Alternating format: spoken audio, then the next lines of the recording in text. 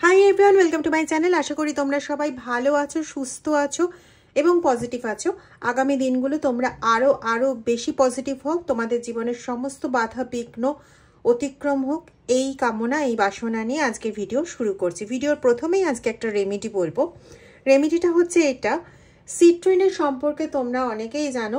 Generally তোমরা যেটা জানো, অনেক ম্যাক্সিমাম যেটা আমরা শোনা একটা কাহাওয়াত টাইপ হয়ে গেছে, সেটা হচ্ছে সিট্রিন আমাদের মানি অ্যাট্রাকশনের কাজ করে, ওয়েলথ অ্যাট্রাকশনের কাজ করে, জাস্ট লাইক জাডে অর এগুলোর মতন, ঠিক আছে। কিন্তু সিট্রিনে আরও কিছু কাজ আছে। তার মধ্যে একটা হচ্ছে এটা আমাদের 7 চক্রের মধ্যে একটা গুরুত্বপূর্ণ চক্র, সেটাকে প্রচণ্ডভাবে ব্যালেন্সিংয়ে হেল্প করে। সেকেন্ড, শুধু মানি নয়, ওয়েলথ নয়, যে কোনো কিছু অ্যাট্রাক্ট করা যায় সিট্রিন দিয়ে। আমি বলবো না যে পিওর ম্যানিফেস্টেশন এটা দিয়ে করো বা কিছু, কিন্তু এটা দিয়ে তুমি যে কোনো কিছুকে কিন্তু অ্যাট্রাক্ট করতে পারো, যদি সেটা পজিটিভ হয়, সেটা যদি সোল কানেক্টেড হয়। তো এটা অ্যাট্রাক্ট করার আরেকটা খুব ভালো পদ্ধতি হচ্ছে, এটা তুমি যত পিউরিফাই করবে, দেখো জিনিসটা হচ্ছে কি না, যত তুমি হেলদি ওয়েতে করতে পারবে, যত পজিটিভলি করতে পারবে, যত অরাকে ক্লিন করতে পারবে, তত কিন্তু সিট্রিন অত ভালো মতন কাজ করবে।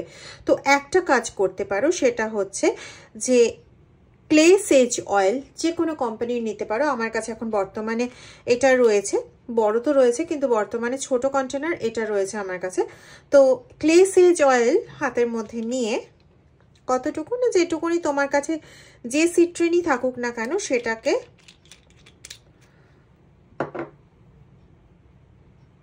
এই কাজটা করতে যেটুকুনি লাগবে, মানে আবরিত করতে যেটুকুনি লাগবে, নিয়ে তুমি এক হাতে রেখে আরেক হাত দিয়ে চাপা দিয়ে তোমার যা জপ, তুমি যে ঈশ্বরকে পছন্দ করো সেই ঈশ্বরের নাম তুমি স্মরণ করতে থাকলে, সেটা যেই হোক না কেন। এটা যদি করতে পারো, এটা কিন্তু যে কোনো কিছুকে অ্যাট্রাক্ট করতে পারে। আমাদের একটা ভুল ধারণা আছে যে শুধুমাত্র মানি অ্যাট্রাক্ট করতে পারে, শুধু সেটা কিন্তু নয়, যে কোনো কিছুকেই অ্যাট্রাক্ট করতে পারে। এটা শুধু একটা বললাম, সিট্রিন দিয়ে কিন্তু আরও বিভিন্ন রকম কাজ করা যায়, যার যেটা প্রয়োজনীয়তায় পড়ে। এই জন্য এর আগেও আমি একটা ভিডিওতে বলেছিলাম, এটা নয় কিন্তু যে আমার এটা খারাপ চলছে মানে আমার ওই ক্রিস্টালটা লাগবে, নো, এটা হয় না। যে খারাপটা চলছে সেটার মূল উৎসটাতে যেতে হয়, কি জন্য খারাপটা চলছে, যে জন্য খারাপটা চলছে সেটা আমাদের জানার খুব প্রয়োজন। কারণ রুট কজকে যদি না সরানো হয়, তাহলে বর্তমানের সমস্যা কখনোই দূরীভূত হওয়া সম্ভব নয়। অবশ্যই মহাদেব বলো বা তোমাদের যিনি ইষ্ট হন না কেন, তার আশীর্বাদ তো অবশ্যই কাম্য, বরং সবার আগে তার আশীর্বাদ কাম্য। কিন্তু যদি রুট কজকে না সরানো যায়, সমস্যার সমাধান কিন্তু হয়ে ওঠে না। এরকম কিছু ক্লায়েন্টের কাছ থেকেও দেখেছি বা আশেপাশেও দেখতে পাই, নিজেদের জীবনে তো অবশ্যই দেখতে পাই। যাই হোক, চলো চলে যাই রিডিংয়ে। রিডিংয়ের প্রথমে আজকে যে ভিশনটা শেয়ার করব, সেটা হচ্ছে এরকম যে কেউ তোমাকে না প্রচণ্ডভাবে মৃত্যু যন্ত্রণা যেটাকে বলা হয়, সেরকম ধরনের যন্ত্রণা তোমাকে প্রচণ্ডভাবে দিয়েছিল। Basically it's a third party energy, basically third party energy. তো এই তোমাকে ভীষণভাবে একটা যন্ত্রণা দিয়েছিল, কষ্ট দিয়েছিল, দুঃখ দিয়েছিল। যখন তুমি কষ্ট পাচ্ছিলে, তখন তোমার কাছের মানুষকে নিয়ে সে আনন্দে ছিল। কিন্তু এখন বলে না পাশার দান উল্টো পড়ে যাওয়া, তো এখন এরকম একটা ঘটনা ঘটেছে যে যেটা তোমাকে কষ্ট দিতে চেয়েছিল, বর্তমানে সে সেই কষ্টটা পাচ্ছে। তার মানে এটাও নয় যে তোমার কাছে তোমার পার্টনার বা তোমার যে কাছের লোককে নিয়ে সে খেলা খেলছিল, সে তোমার কাছে ফিরে এসছে, এরকমও আমি কিছু ভিশনে পাইনি যে তুমি পুনরায় আনন্দিত আছো বা খুশি আছো। আমি শুধু ভিশনে এরকম একটা পেয়েছি যে সে একটা সময় খুব আনন্দে ছিল এবং সে ওয়্যার করে রয়েছে একটা হোয়াইট কালার টাইপের ড্রেস, হোয়াইট না, অফ হোয়াইট কালার টাইপের ড্রেস, যার মধ্যে গ্রিন প্রিন্ট এরকম রয়েছে। তো সে একটা সময় আনন্দে ছিল, এখন মানে অল অন এ সাডেন সে খুব দুঃখের মধ্যে রয়েছে বা কষ্টের মধ্যে রয়েছে, কাউকে এক্সপ্রেস করতে পারছে না যে সে কি করেছিল এবং তার জীবনে এখন কি চলছে। তো কিন্তু সে বুঝতে পারছে যে একটা সময় সে এরকমটা করেছিল বলে আজ সে এই ফলটা পাচ্ছে, কিন্তু সেটা এক্সপ্রেস করতে পারছে না। সে এরকম একটা মানে বলে না কাটা ঘা, তার উপর নুনের ছেটা, তারপরে মুখটা চেপে দেওয়া হয়েছে, সে যেমন কোনো রকম চিৎকার চেঁচামেচি করতে পারে না, তো এই পার্সনের, এই থার্ড পার্টির এখন ঠিক সেরকম অবস্থা। এরকম একটা ভিশন এলো।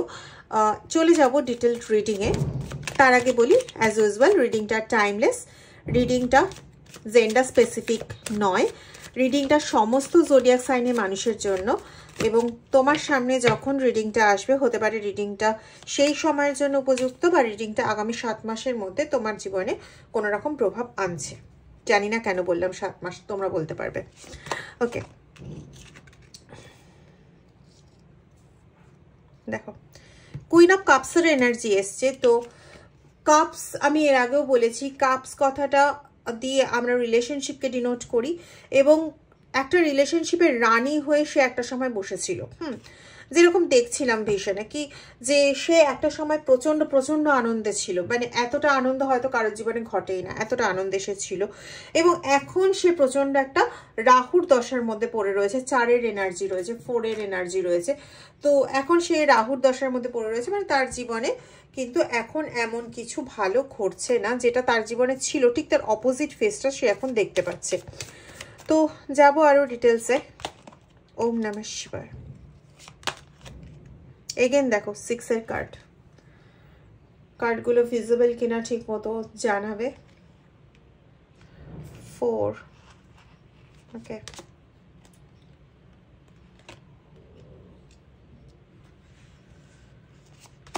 8, হো হো আচ্ছা 4। তো ডেফিনেটলি তোমরা 444 তো দেখছো অবশ্যই।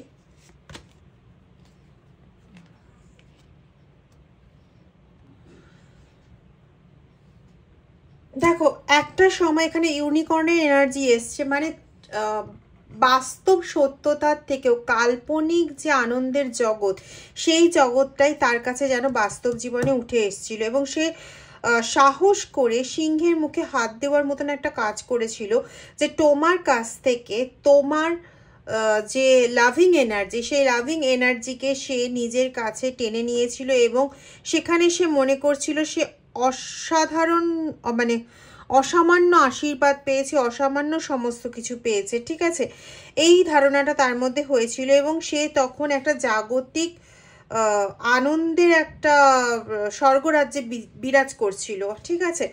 এবং পরবর্তীকালে তার জীবনে বলে না, কাউকে ঠকিয়ে কোনো কিছু নিলে পরে চট করে সেটা বহুদিনের জন্য স্থায়িত্ব অর্জন হয় না।